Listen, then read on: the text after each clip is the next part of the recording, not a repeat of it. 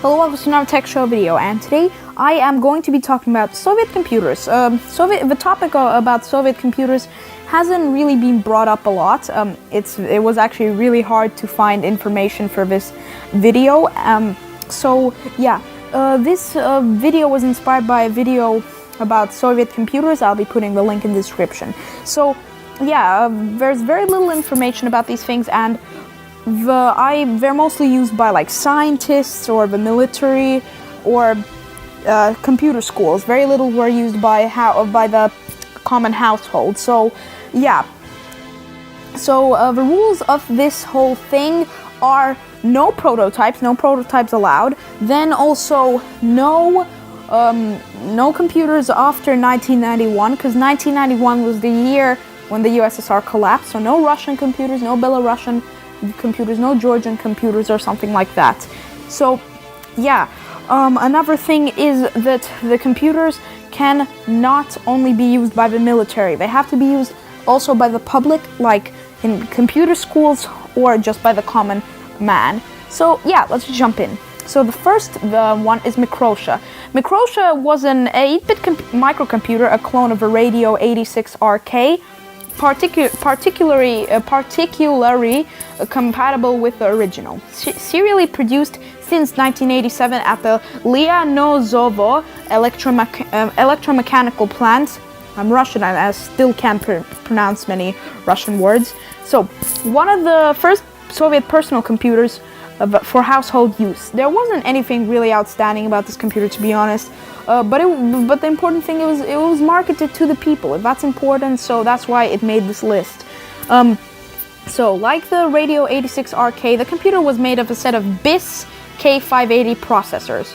The estimated retail price of the computer was about 550 rubles, and when you think about it, that is a lot of money for the time, because back then the average person in the USSR earned about, at the time at least, about 150 rubles or 100 rubles.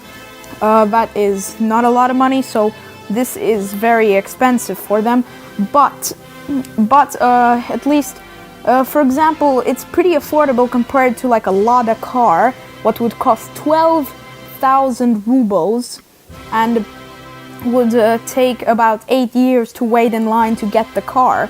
So yeah, it's very affordable. So the Agat, the second one is the Agat, or in Russian Agat. They were a series of 8-bit microcomputers or computers produced in the Soviet Union. It based its CPU, disk, and sound interfaces on the architecture of the Apple II, one of the most famous computers of all time. So it was commissioned by the USSR Ministry of Radio for many years. It was a popular microcomputer in Soviet schools. It was first introduced at Moscow Trade Fair in 1983, but the Agat was primarily produced between 1984 and 1990. Although a limited quantity of units may have been manufactured as late as 1993, but it still made the list because it was made in it started manufacturing in 1984. So by 1988, about 12,000 units were produced. That's not that much. And over 9 months of 1989, about 7,000 were produced. And once you think about it, that's not a lot, because the USSR was a gigantic country with many republics, not only Russia. It had, for example, republics like Estonian Republic, then it had Belarusian Republic in the USSR, it had Turkmeni Republic, Kazakhstanian Republic. It had just a lot of republics, and once you think about it, this was probably only in the big cities like Leningrad, Moscow, Minsk, Kiev, and other big cities. So it wasn't in like smaller cities. It's not a lot. And the computer had numerous problems. The computer had numerous problems. So it wasn't that good. So next we're gonna take a look at the Iskra 1030. So in Russian it's Iskra 1030. 1030. That's in Russian. So it was an Intel 8086 compatible personal computer produced in the USSR. It was designed by Elektronmash in Leningrad. The main manufacturers were the Iskra factory in Smolensk and the Shchotmash factory in Kursk. So yeah, I cannot pronounce that. Kursk is almost at I think the border of Ukraine. So the model line consisted of Iskra 1030 11 basic and the Iskra 1030M modified. So the Iskra 1031 and Iskra 3104. It was first shown at the Automation 89 in late 1989, obviously. It was very competitive with its 256 kilobytes of RAM, which was extendable to 1 megabyte. And in future versions, it had hard drives up to 10 megabytes, and that is a lot for the time. Think about it. In 1989, that is a lot of megabytes, but it wasn't very widely distributed. So that is pretty sad. It was a pretty good computer for the time. Nowadays, it's nothing special. I mean, it's not very good at all. So, number 4 was the Krista. Krista was a 8-bit Soviet personal computer based on the, this is such a long name, KR580 VM80A processor. Okay, that wasn't that long. It's a clone of the Intel 8080. Partially compatible with the home computer Radio 86 RK. It was developed and manufactured at the Murom plant of radio measuring instruments since 1986. The computer price in 1989 was 510 rubles. That is a lot of money. Once you think about it, 100 rubles and 150 rubles was about the paycheck of the workers back then. But it was pretty affordable compared to like a car. So an interesting feature was the touchscreen of the Krista. It could be operated with a light pen or stylus. Sorry if you hear background noises, by the way, it's probably my cat or my brother. So, number 5 is the Corvette. What a name, it's not the car, don't get confused about that.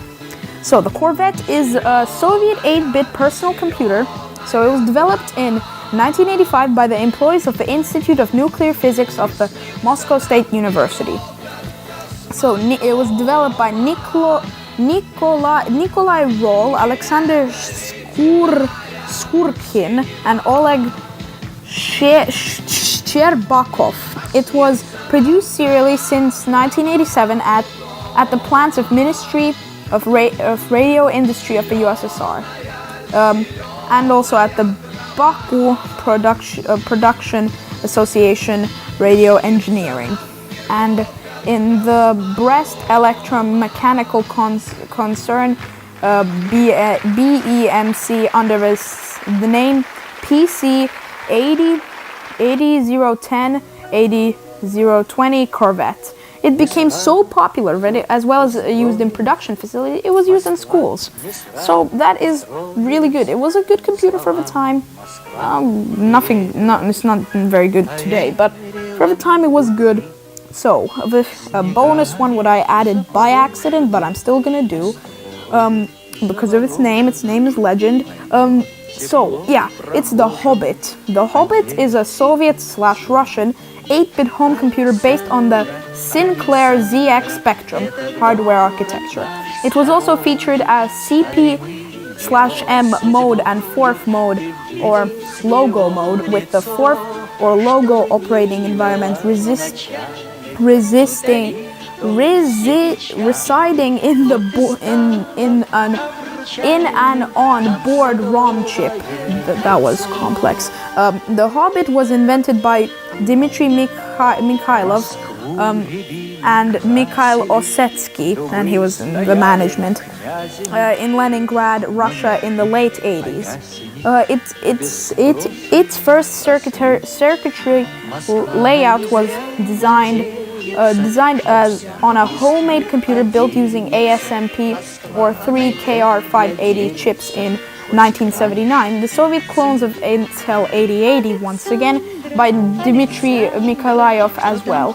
The computer was manufactured by the joint venture intercomplex. Hobbit was marketed in the former Soviet Union as a low-cost personal computer solution for basic educational office business needs.